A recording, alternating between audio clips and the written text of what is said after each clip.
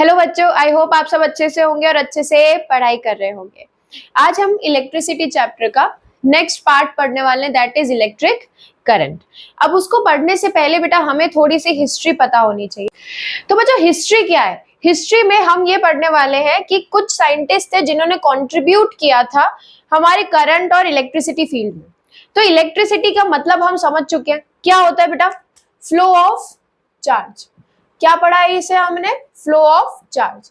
Charge का एक flow होता है जिसे हम इलेक्ट्रिसिटी कहते हैं। इलेक्ट्रिसिटी मतलब किसकी सिटी है ये? इलेक्ट्रॉन की सिटी है ये। तो इलेक्ट्रॉन के फ्लो को हम इलेक्ट्रिसिटी कहते हैं। अब उसके अंदर कुछ साइंटिस्ट थे जैसे कि बेंजामिन फ्रैंकलिन। हम 350 लगभग साल पुरानी बात कर रहे हैं, है ना। इन्होंने क्या किया था बेटा? इन्होंने एक पतंग उड़ाई थी, एक पतंग उड़ाई, और उस पतंग में इन्होंने नीचे के साइड में ना यहाँ पर एक चाबी को बांध दिया। ठीक है, अब ये चाबी को बांधने के बाद अब ये पतंग कब उड़ा रहे थे? पतंग उड़ा रहे थे ये जब हवाएं और थंडरिंग हो रही थी, मतलब बिजली कड़क रही थी, तब इन्होंने ये पतंग को उड़ाया। अब इन्होंने क्या किया, ये जो धागा था ना जिससे ये पतंग उड़ा रहे थे, वो धागा था सिल्क का। ठीक है, तो क्या हुआ, जैसे ही पतंग थोड़ी ऊपर गई तो ये जो चाबी थी ड्यू टू ग्रेविटी नीचे आई, और जैसे ही नीचे आई इनके हाथ पे टच हुई और इनको स्पार्क हुआ, शॉक लगा, है ना। शॉक लगा तो इनको लगा यार ये शॉक क्यों लगा, ऐसा क्या था कि मुझे शॉक लग गया। तब इन्होंने स्टडी किया चार्जेस के बारे में कि इलेक्ट्रॉन्स क्या हैं, प्रोटॉन्स क्या है, ये सब कुछ डिस्कवर करना शुरू हुआ। थोड़ा थोड़ा बताया था, ऐसे डिटेल में कुछ नहीं बताया। उसके बाद इन्होंने बताया था स्टैटिक इलेक्ट्रिसिटी। स्टैटिक का मतलब क्या है? रुकी हुई। अब रुकी हुई इलेक्ट्रिसिटी के बारे में इन्होंने हमें बताया था। इसके बाद आते हैं थॉमस अल्वा एडिसन, आपने सुना होगा इनके बारे में। इन्होंने हमें क्या दिया बेटा? Direct current. डायरेक्ट करंट कौन सा करंट है? जो हमारे घरों में आ रहे हैं, जिसका बिल हम पे कर रहे हैं, वो है हमारा डायरेक्ट करंट। उसके बारे में बताया हमें थॉमस अल्वा एडिसन ने। इन्होंने सबसे पहले डिस्ट्रीब्यूशन ऑफ करंट शुरू किया, मतलब करंट को डीसी फॉर्म में लोगों को बांटना देना शुरू किया। इनके फर्स्ट 49 कस्टमर्स थे सबसे पहले। तो इन्होंने हमें डायरेक्ट करंट के बारे में बताया। इन्हीं के एक स्टूडेंट आए जिनका नाम था निकोला टेस्ला। स्टूडेंट मतलब इनके अंडर में इन्होंने थोड़ा बहुत काम किया था। तो इन्होंने बताया कि डायरेक्ट करंट का भी एक ऑल्टरनेटिव है, मतलब उसका भी एक सब्स्टिट्यूट है। कौन है? Alternating current. ऑल्टरनेटिंग करंट हमारा एज कंपेयर टू डीसी काफी ज्यादा अच्छा प्रूव हुआ। जैसे जैसे साल बढ़ते गए लोगों ने ऑल्टरनेटिंग करंट के बारे में समझना शुरू किया, तो उन्हें पता पड़ा कि डीसी से काफी ज्यादा बेहतर है ऑल्टरनेटिंग करंट। क्यों? क्योंकि इट सेव्स इलेक्ट्रिसिटी, काफी चीजें ये बचाता है। इसीलिए ऑल्टरनेटिंग करंट, हमारे घरों में जितने भी अप्लायंसेस है वो ऑल्टरनेटिंग करंट यूज करते हैं, और हमारे घर में जो करंट आ रहा है वो आता है डायरेक्ट करंट। तो बेटा ये बात तो हमने करी हमारी हिस्ट्री के बारे में, जो भी इलेक्ट्रिसिटी से रिलेटेड थी। अब हम हमारे करंट टॉपिक पे आते हैं, दैट इज इलेक्ट्रिक करंट। अब इलेक्ट्रिक करंट क्या होता है? अगर आपसे कोई पूछे तो आप बोलोगे कि इलेक्ट्रिक करंट वही है जो इलेक्ट्रिसिटी है ना। दोनों एक ही बात है, मतलब इलेक्ट्रिसिटी बोलो चाहे इलेक्ट्रिक करंट बोलो। पर नहीं, इलेक्ट्रिसिटी और इलेक्ट्रिक करंट में डिफरेंस होता है। अब ये क्या डिफरेंस होता है?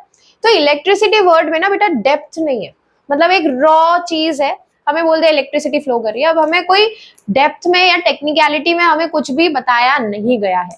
बट इलेक्ट्रिक करंट एक टेक्निकल वर्ड है जो डेप्थ के साथ आता है, मतलब हमें फॉर्मूला भी बताएगा और हमें टेक्निकलिटी भी बताने वाला है। तो इलेक्ट्रिक करंट क्या होता है? सबसे पहले तो वर्ड पे जाते हैं। करंट का मतलब क्या है? करंट का मतलब है फ्लो। क्या मतलब है बेटा? फ्लो। कैसे? आपने ज्योग्राफी में पढ़ा होगा कि air current, water currents, we are going along with currents, we are going opposite या अगेंस्ट टू करंट। तो अगर अलोंग विद करंट जा रहे हैं और अपोजिट टू करंट जा रहे हैं या अगेंस्ट टू करंट जा रहे हैं, इसका मतलब क्या हो गया कि हम उसके साथ में बह रहे हैं या उसके अपोजिट में जा रहे हैं, है ना। तो करंट है, फ्लो है, पर किसका फ्लो है? इलेक्ट्रिक। इलेक्ट्रिक मतलब इलेक्ट्रॉन्स या फिर चार्ज का फ्लो है ना। तो चार्ज का फ्लो होता है, उसको कहते हैं हम इलेक्ट्रिक करंट। पर अब ये चीज तो हमने यहाँ पे भी बोली थी कि electricity is flow of charge, है ना। तो ये अलग कैसे? तो इलेक्ट्रिक करंट में बेटा क्या है? Electric current is flow of charge with respect to time. ठीक है, हमने एक चीज पढ़ी है, S is equals to D upon T. ये कौन सा फॉर्मूला है? Speed is equals to distance upon time. तो बेटा स्पीड के लिए हम क्या कहते हैं कि स्पीड जितनी ज्यादा होगी डिस्टेंस उतना ज्यादा कवर होगा और जल्दी कवर होगा, है ना। और स्पीड जितनी कम होगी डिस्टेंस उतना कम होगा और धीरे धीरे कवर होगा। तो हमने दो बातें करी, अगर स्पीड ज्यादा है तो डिस्टेंस ज्यादा और जल्दी कवर होगा, और स्पीड अगर कम होगी तो डिस्टेंस भी कम और धीरे धीरे कवर होगा। ठीक है, तो यही सेम बात हम करंट के लिए भी करते हैं कि करंट जितना ज्यादा होगा इसका मतलब कि जो चार्जेस है वो ज्यादा फ्लो करेंगे विद रिस्पेक्ट टू टाइम, जल्दी जल्दी और ज्यादा। तो करंट जितना कम होगा चार्जेस उतने कम फ्लो करेंगे और धीरे धीरे फ्लो करेंगे। तो इसके लिए हम फॉर्मूला क्या लिखेंगे? Current is equals to amount of charge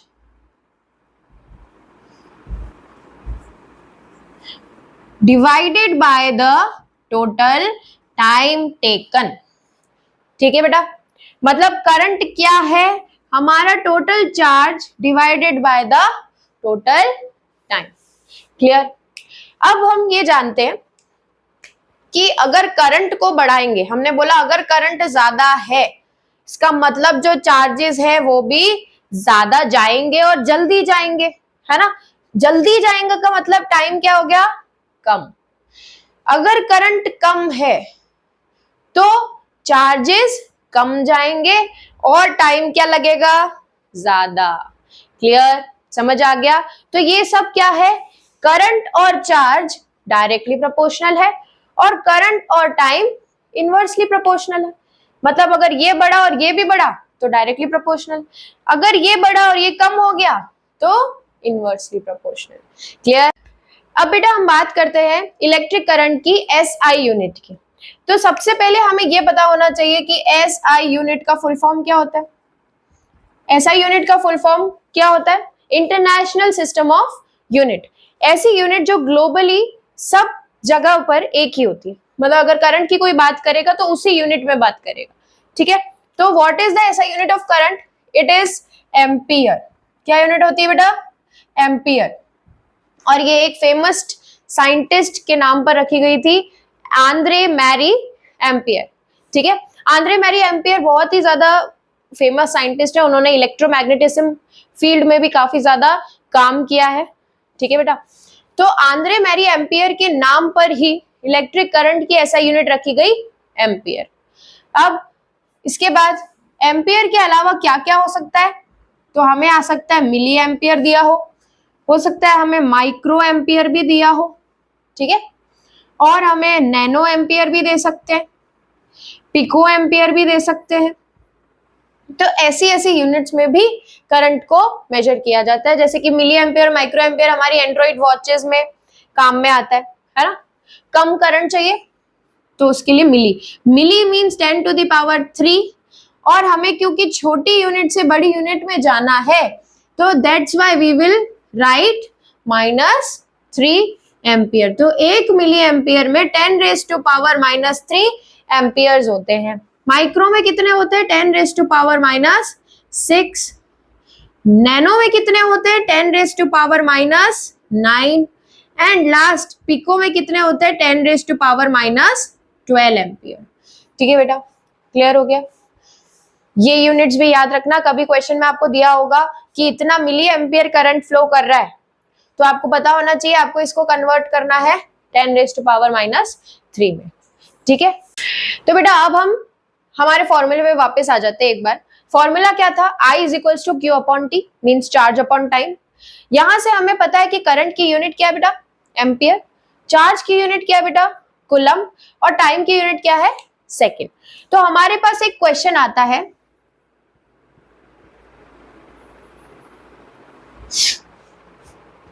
तो यहां से हम ये डिफाइन कर सकते हैं कि इलेक्ट्रिक करंट एक्चुअल में क्या है। तो इलेक्ट्रिक करंट है बेटा rate of flow of charge. क्या है बेटा? Rate of flow of charge, मतलब कितने रेट के साथ चार्ज फ्लो कर रहा है। अब यहाँ पे रेट का मतलब क्या है? तो यहाँ पे रेट का मतलब है टाइम। तो टाइम के साथ चार्ज का फ्लो करंट होता है। क्लियर? अब एक क्वेश्चन अराइज होता है यहीं से, डिफाइन 1 एम्पियर करंट।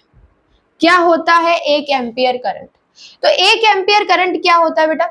देखो समझो, अगर मुझे I की वैल्यू 1 एम्पियर चाहिए तो मुझे इस फॉर्मूले में इन दोनों वैल्यूज को एक करना पड़ेगा। मतलब या तो मैं 2/2 कर दूं या मैं 3/3 कर दूं, कट के ये क्या हो जाएंगे? 1/1। इसका मतलब होता है कि जब चार्ज 1 कूलम होगा और टाइम 1 सेकेंड होगा तब हमारा करंट 1 एम्पियर हो जाएगा। तो define 1 ampere, when the charge flowing through the circuit is 1 coulomb and it flows in 1 second, then the total current is 1 ampere. Clear? समझ आ गया बेटा? ये छोटा सा 1 नंबर का थियरी क्वेश्चन है। 1 एम्पियर करंट क्या है? तो जब एक चार्ज मतलब 1 कूलम चार्ज 1 सेकेंड में अगर फ्लो कर जाए तो जो एम्पियर आएगा वो कितना आएगा? 1 एम्पियर। क्लियर? समझ आ गया? तो बेटा अभी तक जितने भी फॉर्मूले पढ़े एक बार हम लिख लेते हैं। पहला फॉर्मूला जो हमने पिछले वीडियो में पढ़ा था वो था Q is equals to NE। ये आया था हमारा क्वांटाइजेशन ऑफ चार्ज से कि हमारा टोटल चार्ज कितना होगा, ये हमें अगर फाइंड करना है और अगर हमें नंबर ऑफ इलेक्ट्रॉन्स दिया हुआ है उसे हम मल्टीप्लाई कर देंगे चार्ज ऑफ 1 इलेक्ट्रॉन से, तो हमें पता पड़ जाएगा कि हमारा टोटल चार्ज कितना है। सेकंड फॉर्मूला जो आज हमने पढ़ा वो क्या है बेटा? I is equals to Q upon T। ये फॉर्मूला आज हमने पढ़ा, I is equals to Q upon T। अगर हमें करंट कैलकुलेट करना है तो हम चार्ज अपॉन टाइम रख देंगे। इन दोनों फॉर्मूले के कुछ क्वेश्चंस अभी मैं करवा देती हूँ आप। तो बेटा आप देखते हैं क्वेश्चन क्या है? A current of 0.5 ampere is drawn by a filament of an electric bulb for 10 minutes. Find the amount of electric charge that flows through circuit. तो क्या क्या गिवन है? सबसे पहले current of 0.5 ampere, time is for 10 minutes. अब हमें find क्या करना है? Electric charge. तो सबसे पहले हम लिखेंगे हमारा गिवन। क्या गिवन है हमें? I कितना दिया है? 0.5 एम्पियर। देन टाइम कितना दिया है बेटा? 10 मिनट्स। क्या कभी हम 10 मिनट्स में टाइम को करते हैं? नहीं करते। सॉल्व किस में करते हैं? सेकंड में। तो मिनट को सेकंड में करेंगे, multiply by 60, that is 600 seconds. ठीक है, अब हमें क्या फाइंड करना है बेटा? Q फाइंड करना है। तो कैसे करेंगे? I is equals to Q upon T। I की जगह लिखेंगे 0.5, Q हमें पता नहीं है, T की जगह हम लिखेंगे 600। ठीक है, इसको ऊपर भेजेंगे तो Q आ जाएगा आपका 0.5 इंटू 600। पॉइंट हटाएंगे, 10 लगाएंगे, 0 से 0 कैंसिल, 5 6 30, तो Q आ जाएगा 300 कूलम। Is that clear? ऐसे बहुत सारे क्वेश्चन एनसीईआरटी में गिवन है। अब बेटा देखो सेकंड क्वेश्चन क्या है? A current of 0.5 ampere is drawn by a motor of a fan, electric fan for 2 minutes. Find the amount of electric charge that flows through the circuit. सबसे पहले हमें क्या दिया है बेटा? हमें दिया है करंट, कितना दिया है? 0.4 एम्पियर। सेकंड क्या दिया है हमें? टाइम कितना दिया है? 2 मिनट। क्या फाइंड करना है बेटा? Electric charge. डायरेक्टली फॉर्मूला लगाएंगे, I is equals to Q upon T। Given भी लिखना है, ठीक है। I की जगह क्या लिखेंगे? 0.4। अब हमें दिया था 2 मिनट्स, तो 2 मिनट्स को सेकंड में करो, 2 इंटू 60 इज 120 सेकेंड्स। यहां रखेंगे Q अपॉन T कितना है? 120। इसको ऊपर भेजेंगे तो Q आ जाएगा अपना 0.4 इंटू 120।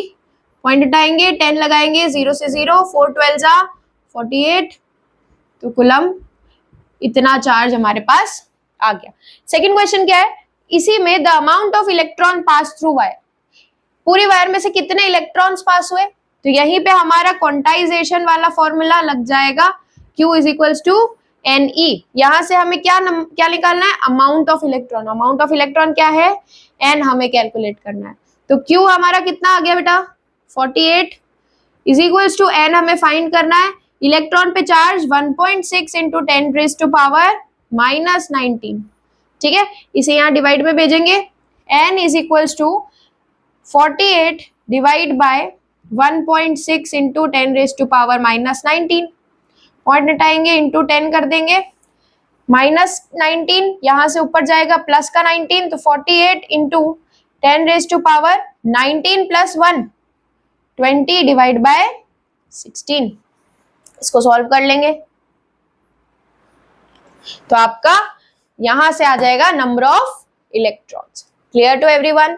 आई होप ये इजी था। ऐसे क्वेश्चंस काफी सारे आ सकते हैं कि एक ही क्वेश्चन में आपसे दो चीजें पूछ ली जाए, पहले हो सकता है ये पूछ ले, बाद में ये कुछ भी पूछ सकता है, ठीक है, घुमा फिरा के।